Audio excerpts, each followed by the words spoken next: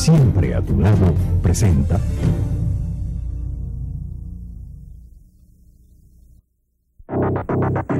A partir de este momento, usted será testigo de un interesante debate sobre un tema político de interés general.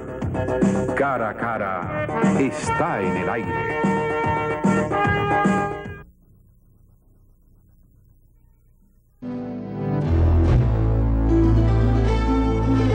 En las primeras horas de la mañana, los militares rebeldes entran en la ciudad y obligan a renunciar al presidente del triunvirato. El pueblo se lanza a las calles y ocupa el Palacio Nacional en respaldo al golpe de Estado, mientras en la sede del gobierno se instala el doctor Rafael Molina Ureña como presidente provisional de la República. Momentos después, se anuncia el restablecimiento de la Constitución de 1963 y el regreso del profesor Bosch ese mismo día. Mientras tanto, en la base aérea de San Isidro, sede del Centro de Enseñanza de las Fuerzas Armadas, CEFA, los jefes militares de allí se oponen al retorno de Juan Bosch y al restablecimiento de la Constitución del 63. De inmediato comienzan los bombardeos y ametrallamientos aéreos sobre el Palacio Nacional y otras posiciones de los constitucionalistas.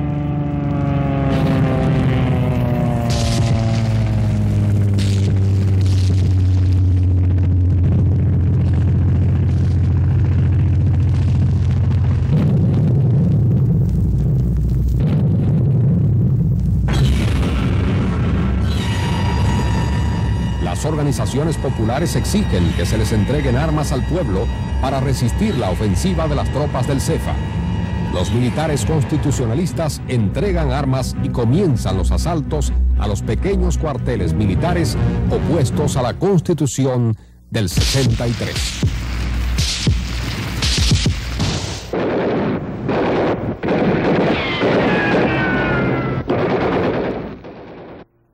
Bienvenido a este su programa Cara a Cara, espacio donde siempre presentamos temas de interés general. Hablar de la gran epopeya que significó la Revolución de Abril de 1965 es reiterar el coraje, la valentía de este pueblo que no fue en esa fecha, sino demostrada muchos años atrás con su grande batalla libertaria contra potencias, inmensas potencias de la época, que ya desaparecieron porque las potencias también desaparecen. Y qué bueno. El hecho es que hablar de que un país pequeño como este, la República Dominicana, con apenas 48,000 kilómetros cuadrados, frenara el empuje del más grande imperio que ha tenido la humanidad en toda su historia, porque hablar del imperialismo norteamericano es hablar que, por ejemplo, supera a lo uno, supera a Atila, supera, bueno, pues al imperio japonés, supera a los griegos, a los romanos y a los españoles. ¿Por qué? Porque Estados Unidos es una doña señora potencia, pero no solamente eso, sino que es la potencia más abusadora que se pueda imaginar uno. Y prueba el canto, todavía en estos tiempos esa gente sigue dando connotaciones de que ellos son los dueños de cada uno de los países sin importar su tamaño ni su dimensión.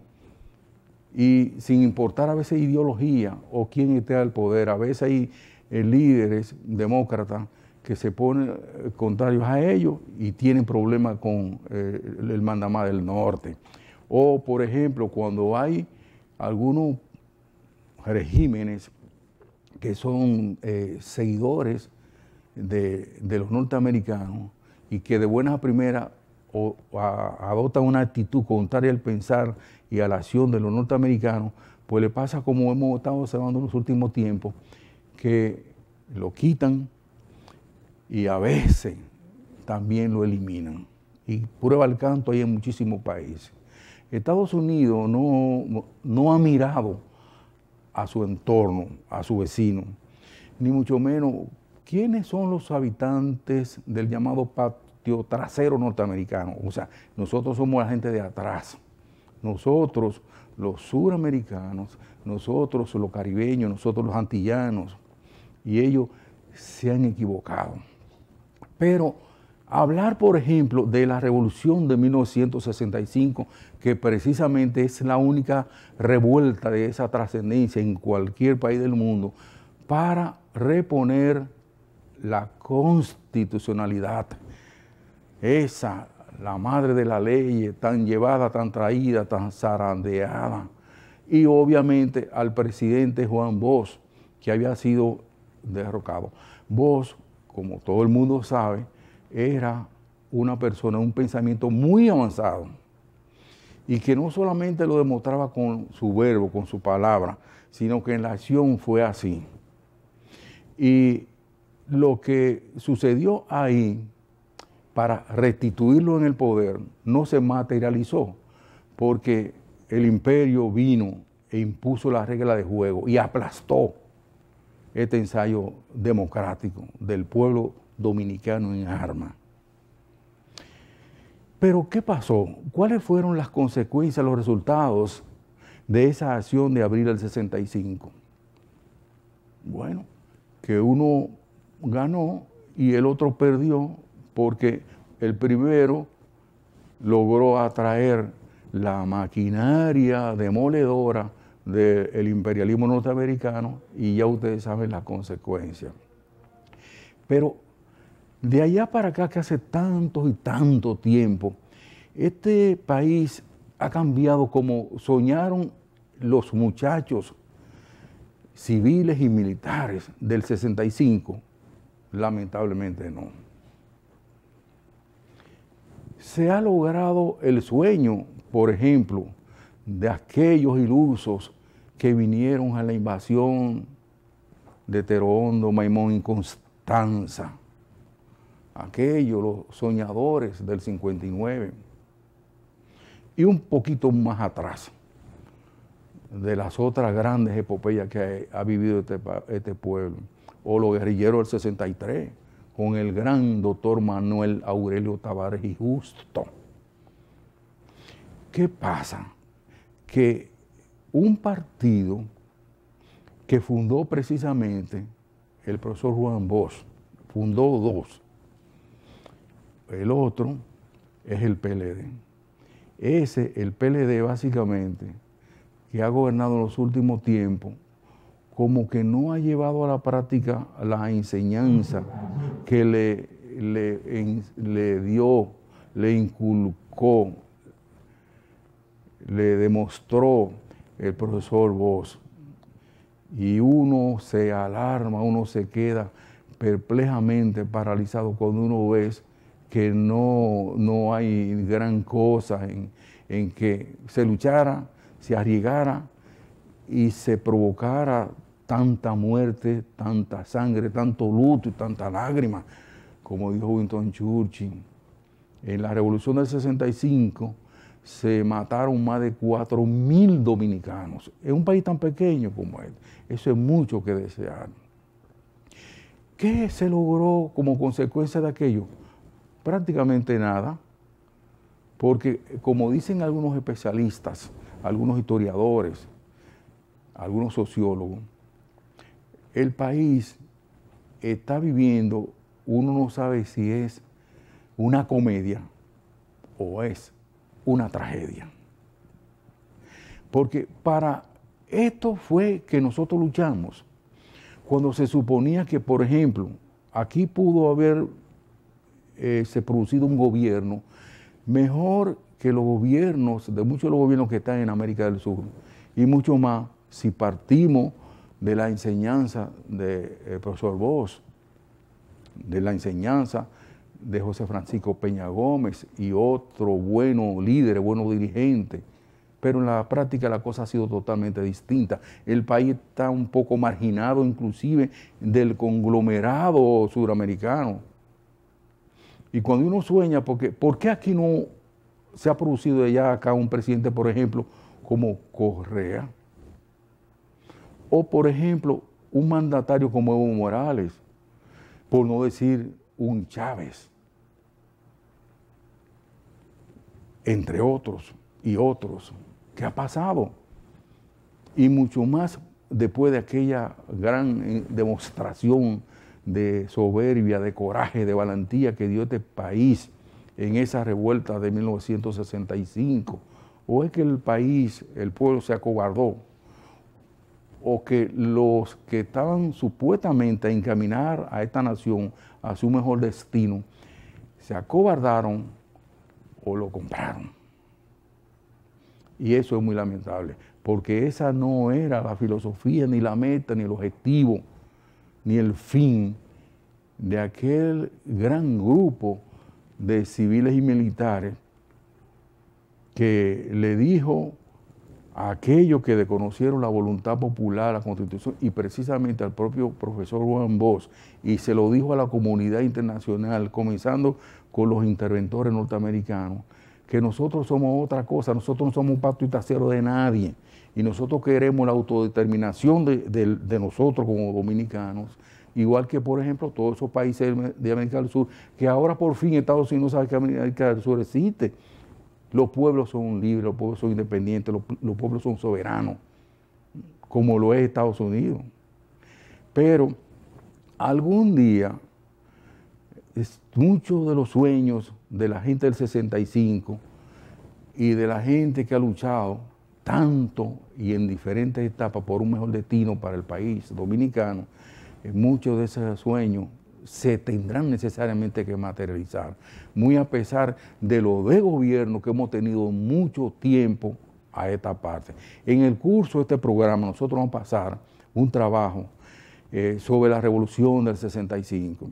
Y quiero agradecerle a mi amiga Alete Fernández, la viuda de Rafaelito Fernández Domínguez, al general Héctor La Chapelía, al profesor Roberto Casá, a mi amigo Rafa Pérez Modesto, por su colaboración para el trabajo que le vamos a pasar a partir de los siguientes comerciales, relativo precisamente a la Revolución de Abril de 1965, gloria eterna a todos aquellos que de una u otra forma dieron el paso hacia el frente para que nosotros tuviéramos un mejor país, pero para todos. Nos vemos pues, luego el siguiente mensaje. Esto es para la gente de la mía, gente de la buena, mi gente es tu gente, la gente de siempre, la gente del barrio, la gente que estamos a tu lado siempre. Ahora con mi banco a tu lado siempre, ahora más cerca con los subagentes, gente que va lejos. Ahora llegamos a tu comunidad con la nueva red de subagentes bancarios Popular, para tener acceso a servicios financieros más cerca, más rápido y más fácil. Descubre un subagente Popular cerca de ti. Popular, 50 años a tu lado siempre. El asesinato de periodistas le arrebata a usted el derecho a la información. La indiferencia es cómplice de la impunidad.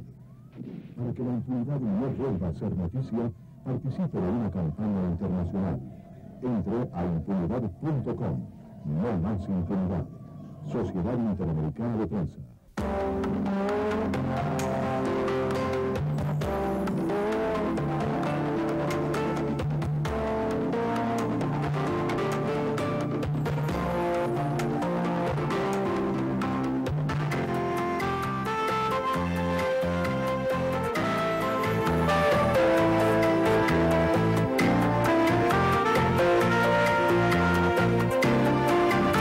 Reservas y reserva tu hogar para que le garantices un mejor futuro a los tuyos.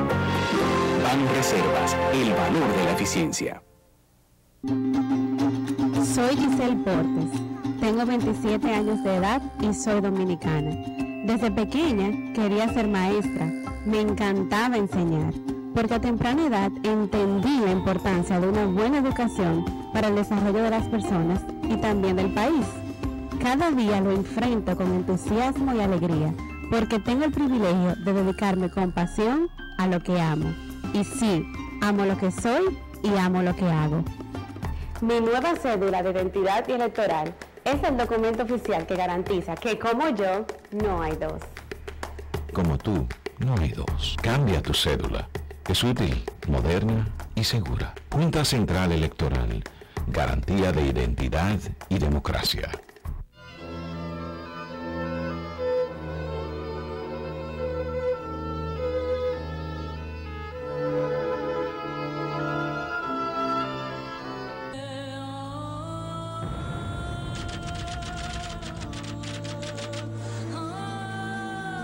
No existe hoy en día en la Tierra ningún estado que la ecuación es religión igual a nación.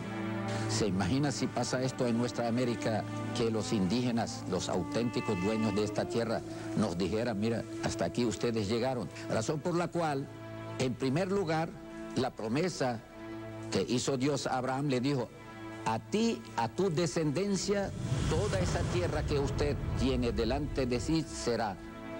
Bueno, descendientes de Abraham somos nosotros. Con la llegada de Jesucristo, ya que los judíos se consideran como el pueblo elegido espiritualmente considerado, no étnicamente.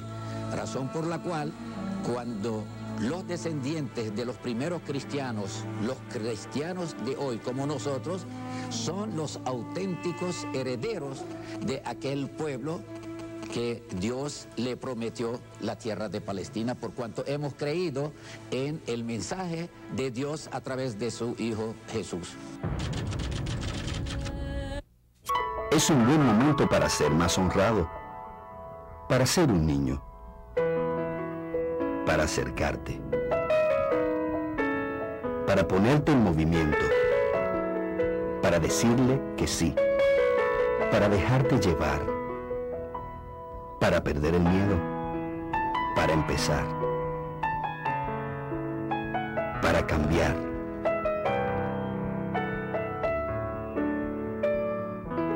Tu mundo empieza hoy.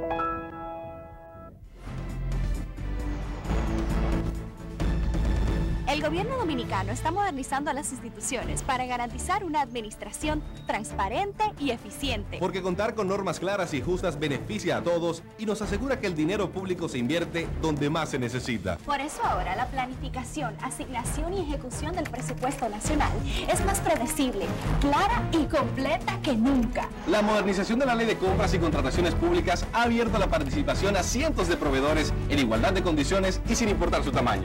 Y la instalación de comisiones de veeduría garantiza que los procesos de compra son transparentes y participativos. Además, la aplicación de la cuenta única del Tesoro permite ahora una mejor administración de los fondos públicos.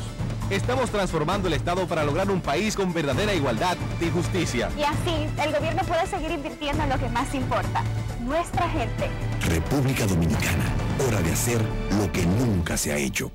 He sido testigo presencial de los inmensos y ejemplares cambios que Irak ha vivido en la República Dominicana, lo que ha permitido que su autoridad aeronáutica se posicione entre las más desarrolladas países de Centroamérica y Caribe en un breve pero altamente exitoso periodo de 8 años.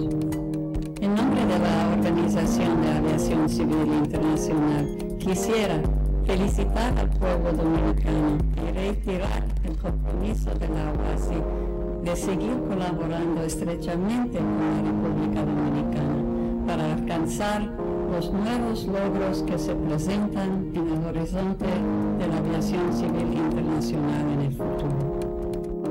Haciendo mejor lo que hemos hecho bien. Instituto Dominicano de Aviación Civil, IDAC. Para ti, ¿qué es el gasto responsable? Para mí es cuando uno paga lo que debe, porque hay que ser serio con el dinero. Por ejemplo, mis padres me pagaron mi educación superior de sus ahorros. Por eso, aunque me encanta comprar online, cada gasto que realizo, pienso bien en lo que cuesta pagarlo. A mí desde pequeño me enseñaron a ahorrar. Para mí un gasto responsable es cuando uno hace un gasto justo para seguir ahorrando. Yo tengo mi tarjeta de crédito pero me manejo con la de débito y así puedo controlar los gastos de mis ahorros sin deudas innecesarias y mantengo un buen historial y mejoro mi crédito. Controlando tus gastos responsablemente, obtienes más beneficios de tu tarjeta de crédito. Ahorrando poco a poco y evitando las deudas, obtienes más libertad económica. Superintendencia de Bancos de la República Dominicana. 20 de diciembre de 1962 fueron celebradas en la República Dominicana las primeras elecciones libres luego de la oprobiosa dictadura trujillista. Desde el cierre de las votaciones empezaron a conocerse los resultados. El PRD había triunfado en 22 de las 27 provincias del país. Ya para el 22 de enero de 1963, la Junta Central Electoral declara oficialmente electo al profesor Juan Bosch, quien se juramentó como presidente constitucional de la República el 27 de febrero en un acto sin precedentes ante la Asamblea Nacional. El primer gobernante dominicano que teníamos, los dominicanos, con preocupación por la gente pobre del país, por erradicar la miseria, la pobreza, por adelantar al país, por poner al país en la ruta del progreso de la época.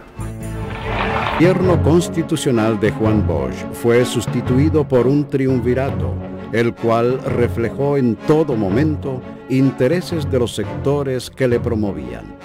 Corrupción a todos los niveles, desfalco de los bienes públicos a favor de las personas y sectores promotores del golpe de Estado, represión, descuido total de los sectores productivos del país, entre otros.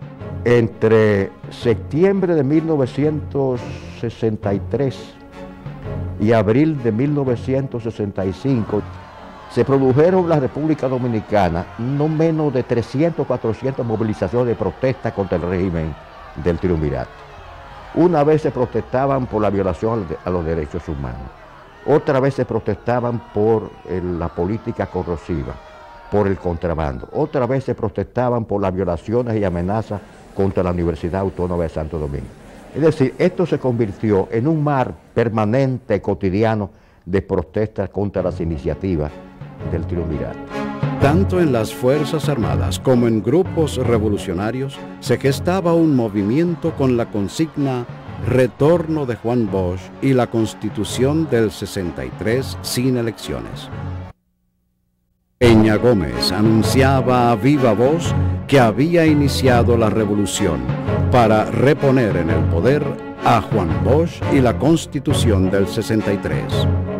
Ese movimiento debió haber explotado el lunes 26 y se precipitó y le dio la oportunidad al doctor Peña Gómez de jugar ese papel importante que jugó.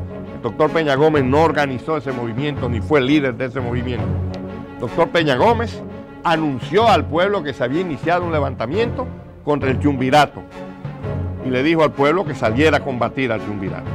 El contragolpe, 24 de abril, abre una guerra civil porque el pueblo dominicano estaba dispuesto a conquistar esas libertades y ese sosiego, esa justicia social al precio que fuese, inclusive al precio de la muerte.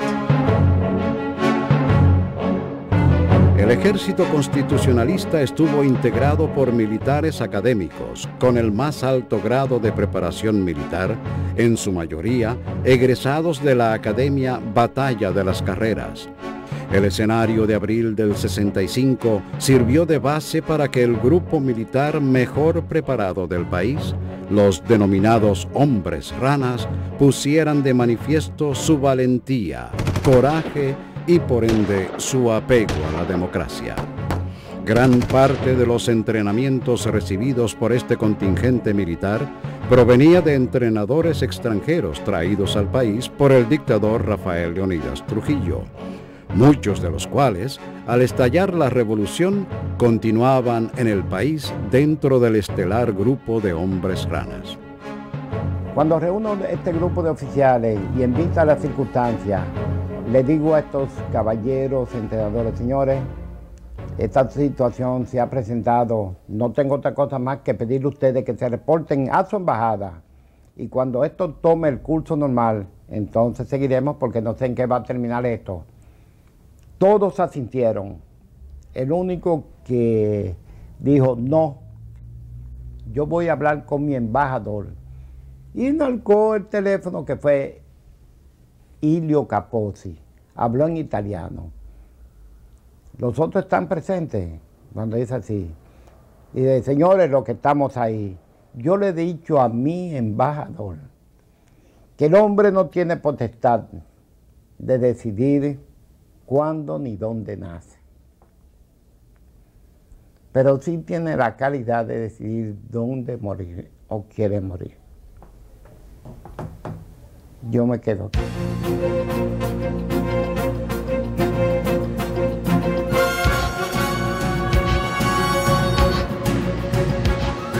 La valentía y arrojo de los militares constitucionalistas, unidos a la determinación, entrega y persistencia del pueblo dominicano, dio inicio a un memorable movimiento que cambió en horas la historia del país. La Revolución de Abril se inscribió en una situación de América Latina caracterizada por el auge de los movimientos democráticos y revolucionarios. Esto tenía como telón de fondo el prestigio enorme que había logrado la Revolución Cubana al poner sobre el tapete la posibilidad de un cambio radical de las estructuras en América Latina. Del otro lado, los Estados Unidos habían desplegado un lineamiento para oponerse a este auge de los movimientos democráticos y revolucionarios. Los Estados Unidos, en definitiva, también apostaban a la coalición con estos sectores antidemocráticos para mantener su dominio sobre América Latina. Y en este contexto de esa política contradictoria hacia América Latina que se puede explicar por qué vino un estallido de las características de abril de 1965. Al estallar la Revolución de Abril, al anunciarse al país el golpe de Estado, el pueblo inmediatamente salió a la calle. El partido que más activamente participó en la revolución, que más compromiso tuvo, que más decisión de lucha demostró, fue precisamente el 14 de junio. No el PRD, que era originalmente la organización por la cual se está haciendo la revolución. Mientras las horas pasaban, militares y civiles hacían intentos por organizar la gran masa popular que a cada instante se incrementaba. Ahí surge una nueva forma de poder, expresada por la unidad de civiles y militares. Los comandos se comienzan de una manera casi desordenada, pero comenzaron y se fueron organizados, gracias a Dios, y al esfuerzo de los muchachos que pusieron mucho de su parte en ir organizando entre ellos, aunque un poco renuentes, 14 de junio, sectores de izquierda, pero se organizaron.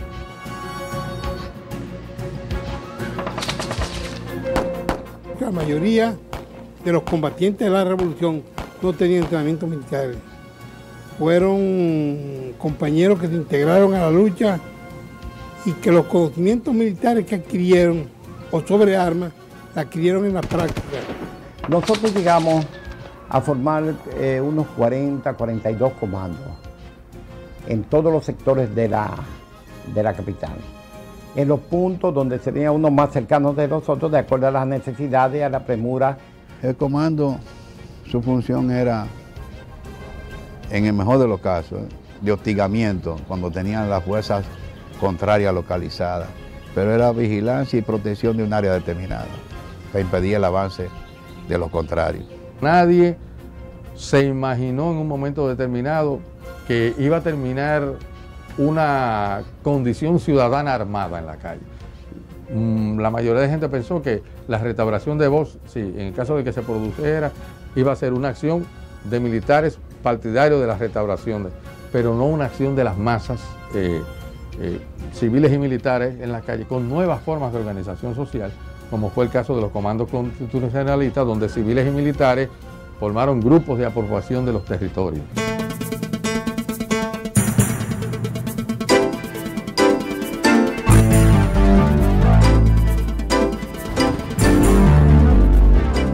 Dentro de los preparativos de la revuelta, del golpe militar para reponer la voz, estuvo el señalamiento de los sitios para ser ocupados por tropas militares dentro de la ciudad.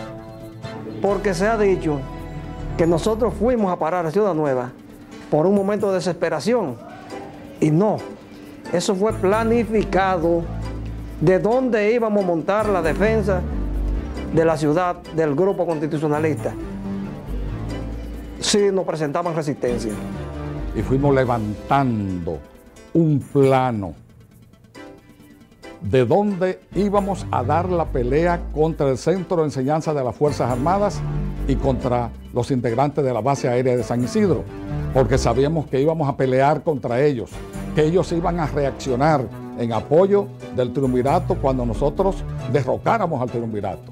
Y elegimos esa ciudad de Intramuro, trazada por el conquistador Nicolás de Obando, porque estaban esos edificios y están de paredes gruesas. Y nosotros podíamos guarecernos detrás de esas paredes contra un tiro de un tanque o de artillería o ametrallamientos de la Fuerza Aérea.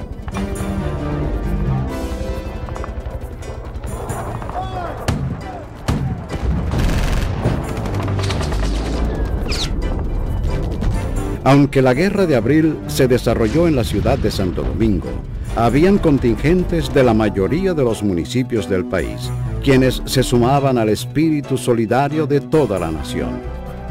Inmediatamente nosotros iniciamos los movimientos fundamentalmente en la provincia de La Vega principalmente, y en cada barrio fuimos produciendo las movilizaciones necesarias para sembrar conciencia revolucionaria en las masas y sacarlas del adormecimiento donde habían caído en los últimos tiempos del gobierno constitucional. Una vez iniciada la revolución, se inicia en las Fuerzas Armadas y en el Ejército Constitucionalista la intención de llegar a un acuerdo con el objetivo de deponer las armas. La contradicción surgió en que algunos militares planteaban que ellos estaban dispuestos a aceptar que se formara una junta militar entre los militares constitucionalistas, los militares que ellos llamaban bochistas, y ellos, para que en un plazo de 6 meses se llamara de nuevo elección. Y otros planteábamos que lo único que había, que los militares habían demostrado que no tenían capacidad para dirigir el Estado Dominicano, que no tenían capacidad política para dirigir el Estado Dominicano, y que lo único que nosotros teníamos que hacer era volver a la legalidad, con Juan Bosch de nuevo ocupando la presidencia hasta agotar su periodo. Y ellos manifiestan su desacuerdo, iniciando un bombardeo, ya no para reponer a Don Enrique, que Don Enrique estaba fuera de escenario, sino para evitar que Bosch de nuevo asumiera el poder. Los enfrentamientos continuaron y el gobierno de los Estados Unidos se compromete a cooperar, haciendo intentos por provocar un acuerdo entre las fuerzas militares de San Isidro, encabezadas por Wessing, y el ejército constitucionalista dirigido por Caamaño. Los agregados militares mandaron a buscar al coronel Hernando y a otros líderes constitucionalistas para que fueran a la misión militar dominicana, norteamericana, a la parte del MAC de los norteamericanos, para comunicarnos con San Isidro, porque nosotros no teníamos medios de comunicarnos con ellos, ni ellos con nosotros. Y nos pusieron a disposición los radios militares de los militares norteamericanos para comunicarnos con ellos. Pero el coronel Fishburne se sentó prepotentemente encima de su escritorio con los brazos cruzados. Nos dijo: ustedes irán ahora mismo a Jaina. Una lancha, un barco de nosotros lo llevará al portaaviones Boxer. El general Wessing irá en un helicóptero nuestro desde San Isidro al Boxer. Y allí vamos a ver qué es lo que se resuelve de esto. Y ahí el coronel Hernando Ramírez, pero el capitán Peña Taveras, pero el capitán Héctor Lachapelle Díaz y muchísimos otros más, dijimos, nosotros no tenemos que ir al box. Los asuntos de República Dominicana se deciden en el Palacio Nacional. Y no hubo acuerdo. Mientras el pueblo se integraba cada vez más al movimiento revolucionario, continuaba en su afán de provocar un acuerdo, con la desventaja de que sus planteamientos no se correspondieron nunca con los intereses del ejército constitucionalista y del pueblo. El coronel Montes Arachi, en un momento, si se quiere que había momentos de calma, no lo había en el puente, me dice, espérame ahí, que Ilio Capozzi me acaba de informar que hay una reunión en la Embajada Americana y que Camaño está allá. Espérame ahí. Y luego, un tiempo después, ¿cuál tiempo? Yo no sé. Yo lo que sé es que el coronel Montes retornó y me dijo, fui a la Embajada Americana, hablé con Camaño y él está por ahí. O sea que él y Camaño vinieron juntos, rumbo al puente. Cuando regresan al seno del pueblo de la embajada, Camaño a la cabeza, nos comunicó a través de los diferentes contactos que teníamos que defender vida o muerte el puente.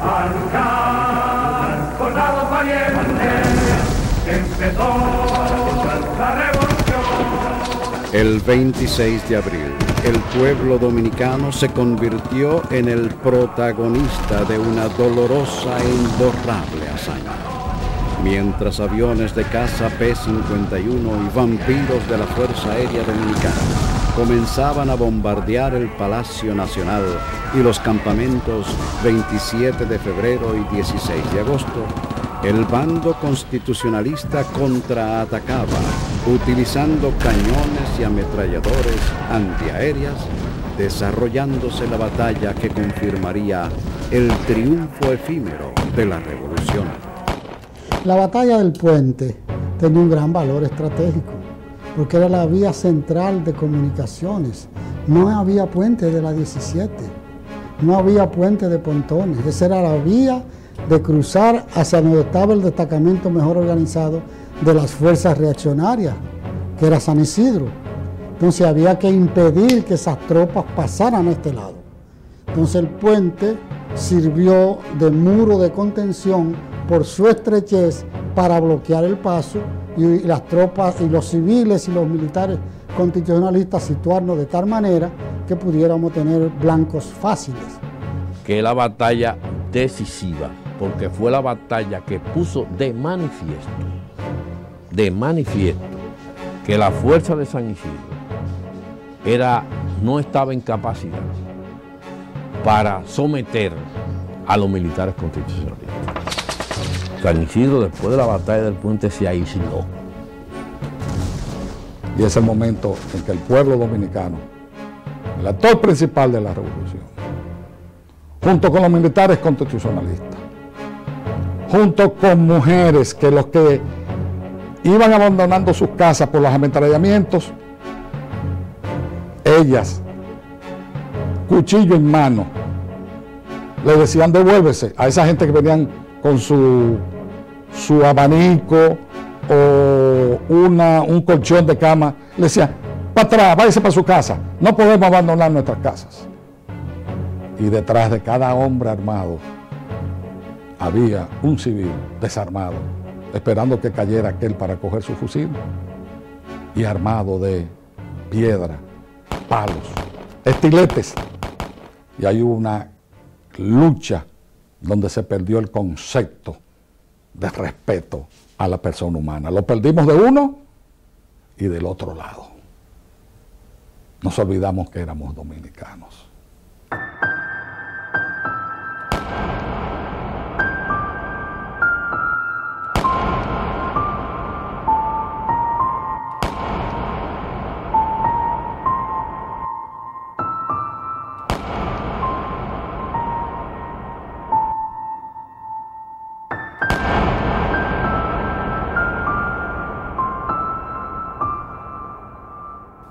El 27 en la noche, yo insisto mucho en esto, habíamos vencido a todos los obstáculos internos y nos creíamos los dueños del país. Después de la batalla del puente, después de la destrucción de la ofensiva del Centro de Enseñanza de la Aviación, el CEFA, nosotros creíamos el 27 en la noche, rumbo al 28, que se había abierto una hermosa posibilidad. Creíamos que habíamos destruido los núcleos fundamentales de las Fuerzas Armadas. No veíamos ninguna amenaza en ningún lugar. Las Fuerzas Armadas que quedaban en el interior del país estaban neutralizadas. Por eso, señoreando sobre la sociedad dominicana, se abría la alborada más limpia que hemos tenido nosotros desde el 27 de febrero de 1944. El pueblo entero cantó a viva voz, o sea, sin acompañamiento ni nada, el himno nacional para darle valor, fuerza a aquellos hombres que estaban luchando contra tanques, contra el CEFA, contra gente bien armada, pero era el pueblo, hombres, mujeres, viejos, jóvenes, de todo estaba ahí. Y esa noche no creo que hubo alguien que nos emocionó, que sintiera muy honda la patria. Y nosotros creíamos que el pueblo había recuperado el derecho de dirigirse a sí mismo. Esa ilusión nos duró hasta las 10 de la mañana, cuando escuchamos al Indian un reporte de la OEA diciendo que el presidente Johnson había ordenado el desembarco de 500 infantes de marines para proteger el perímetro de la embajada ante la inseguridad que se había producido en el país por ese conflicto. Ahí comprendimos que en Norteamérica se había decidido por frustrar aquel evento.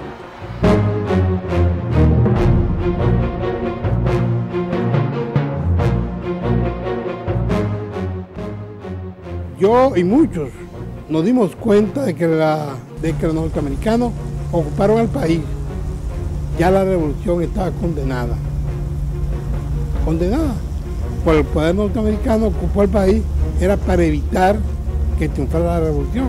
En el país y sobre todo en la capital dominicana imperaba una histeria. La gente corría despavorida. Ciudadanos extranjeros residentes en el país clamaban ante sus respectivas representaciones diplomáticas vida salida. Y esto se constituyó en el principal argumento de los norteamericanos para enviar un contingente armado a la República Dominicana. Y luego se fue desplegando hasta admitir que en realidad los Estados Unidos habían llegado a la conclusión de que un movimiento inicialmente democrático se había degenerado y los comunistas habían tomado control sobre él. Este fue en definitiva el principal argumento. The American nation cannot, must not, and will not permit the establishment of another communist government in the Western Hemisphere.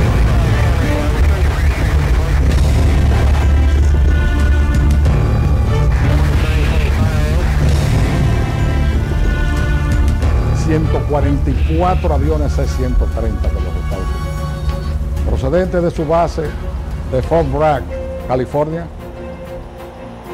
que vinieron con órdenes primeras de aterrizar en Puerto Rico, pero en el aire a su comandante se le dio instrucciones de continuar hacia República Dominicana desde la madrugada de ese día. 144 aviones comienzan a aterrizar en la base aérea de San Isidro. No cabían, no caben, son unos aviones enormes, de esos que le meten dentro de un helicóptero, un tanque, una cosa. Pero aterrizaba uno, tiraba las tropas o el bagaje militar y despegaba. La opinión volandera de que la jerarquía militar que encabezaba el coronel Camaño tenía una tendencia comunista es absolutamente falsa. La guerra de abril fue una guerra que no provocó ningún dominicano. Fue una guerra planeada en Washington con el propósito de sellar, de soldar el golpe militar del 25 de septiembre de 1963. El 28 de abril yo estaba conjuntamente con otras compañeras en un segundo piso de la calle Cambronal de Ciudad Nueva. Yo recuerdo haber escuchado un ruido ensordecedor y me subí a la azotea y vi cómo tanques que eran más grandes que, o sea, por lo menos fue lo que vi o lo que percibí, que eran tan enormes que los hombres que salían de sus bocas parecían enanos. La intervención norteamericana, la intervención militar, ya estaba pisando territorio nacional. A partir del 28, otra tarea se planteó a este pueblo, que fue la guerra patriótica contra los Estados Unidos. Ya no estábamos luchando por la Constitución del 63, eran otros los objetivos, era la soberanía nacional mancillada.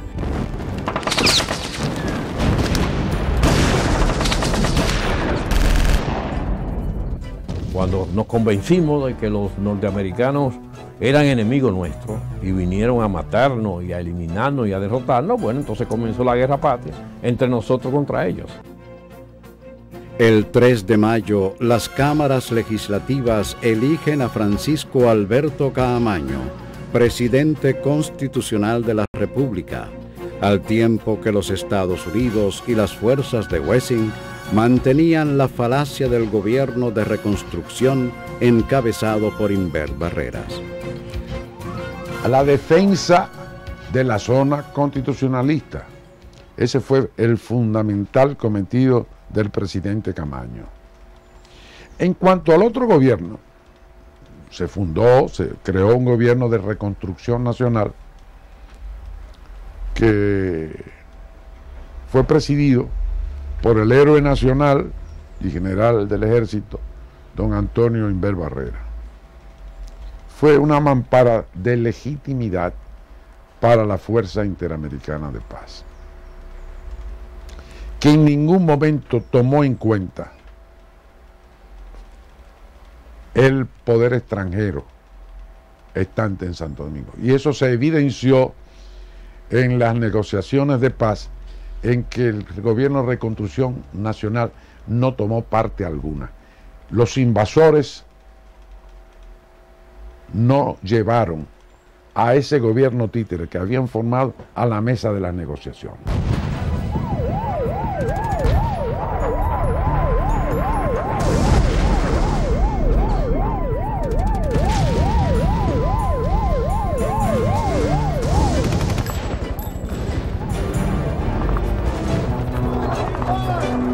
Todo el ejército constitucionalista como los civiles integrados a la guerra carecían de armamentos suficientes para continuar la batalla, motivo por el cual la más alta dirigencia de los militares constitucionalistas emprendió la ruta a recolectar armas para el pueblo, consigna de la cual se apoderó una gran cantidad de combatientes civiles.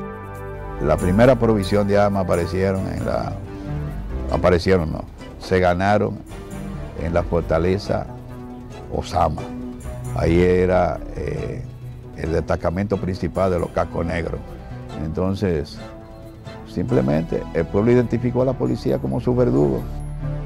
Ahí estaba la tropa que atropelló al pueblo de manera sistemática, que eran los cascos blancos de la policía.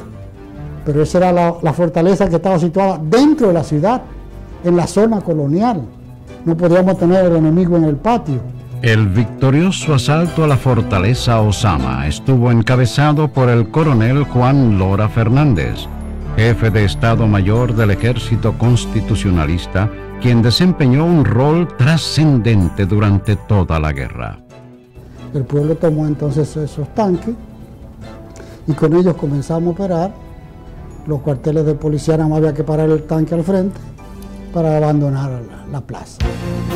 La victoria de los constitucionalistas en la fortaleza Osama impulsó esta vez a dirigentes políticos, empresarios locales relacionados con los Estados Unidos a solicitar protección del gobierno norteamericano, alegando que el país se encontraba fuera del control de sus autoridades y que las fuerzas del orden público no estaban en capacidad de garantizar la vida ni los bienes de los ciudadanos.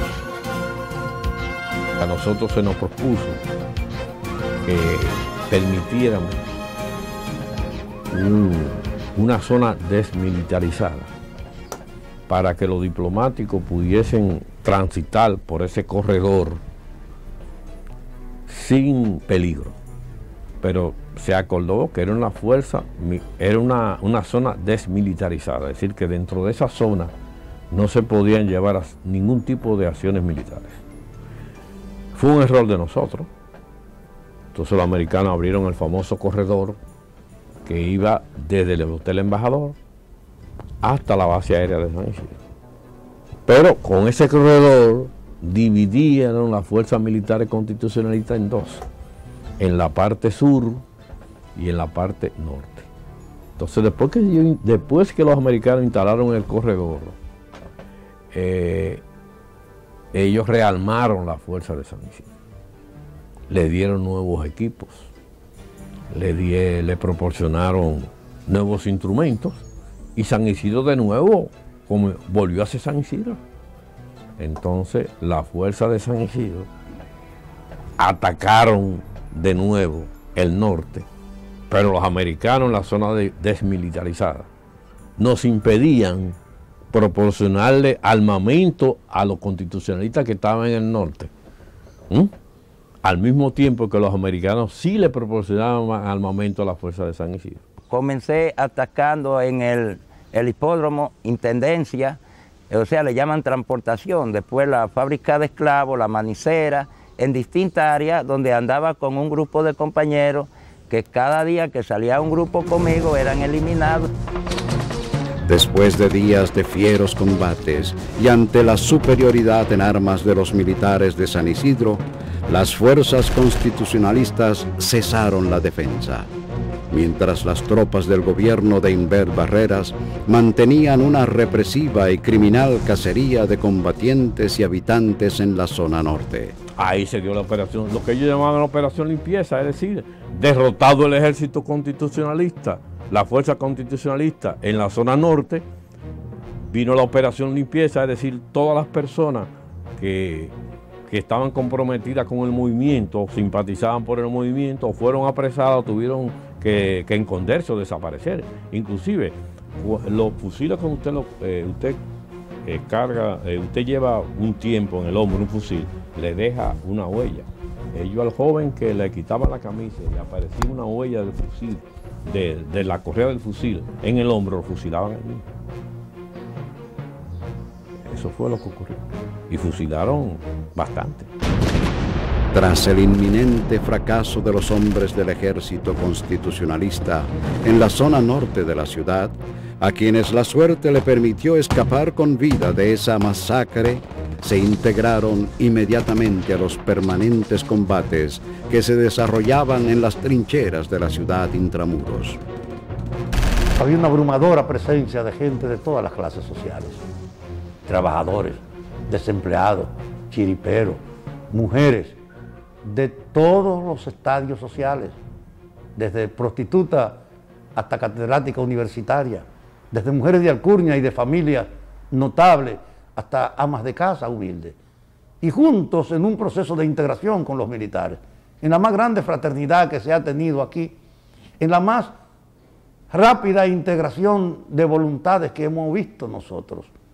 Y con esa expresión popular se desarrollaron entonces relaciones sin precedentes en la transparencia, en la entrega, en plena zona, en el sentido de cooperación y de solidaridad de uno con otros. Se organizó el servicio médico con la voluntad participativa de cientos de trabajadores del área de la salud. Extraordinario. Yo lo oía ahí mismo, al lado mío lo oía yo ese bombardeo. Se dieron cuenta que aquí habían hombres que defendían la nacionalidad, muchos hombres, y se dieron cuenta de ello. Pero sobre todo se dieron cuenta de que el pueblo era el que más fervor patriótico tenía, porque la mayoría de nuestras tropas regulares se quedaron de un lado, ese lado está, del lado de ellos. Y hay que tomarlo en cuenta. Hubo un episodio, es una epopeya sorprendente. Fue un continente, porque las dos naciones más poderosas de América, Brasil y Estados Unidos, estaban en contubernio en la Fuerza Interamericana. Brasil mandó 1.200 efectivos Y el segundo al mando de la Fuerza Interamericana de Paz era un general brasileño. De manera que esa es una proeza excepcional. Hay que desmontar algunos mitos. Hay que esclarecer que el movimiento militar constitucionalista no tuvo ninguna contaminación izquierdista. Y digo contaminación dentro de la mentalidad de la gente que llegaron a ocupar el país y a atropellar la soberanía nacional. Porque América y el mundo está dando pruebas fehacientes hoy día de que la derecha radical no tiene nada que buscar.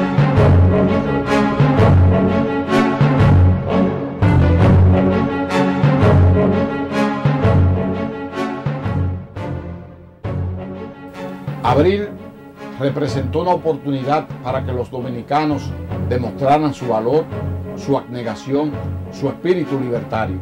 Para las mujeres, también una excelente oportunidad, una ventana para demostrar sus condiciones, sus valores y además su apego al avance, a la modernidad y al espíritu libertario que la ha caracterizado siempre.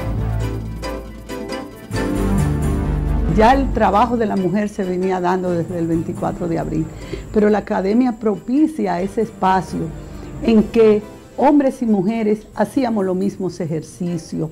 La dureza de los ejercicios, los niveles de dificultad de los ejercicios no se determinaban por el sexo, sino que eran iguales. Propició también actitudes de muchos compañeros que reconocían ese trabajo de la mujer. Banco Popular presentó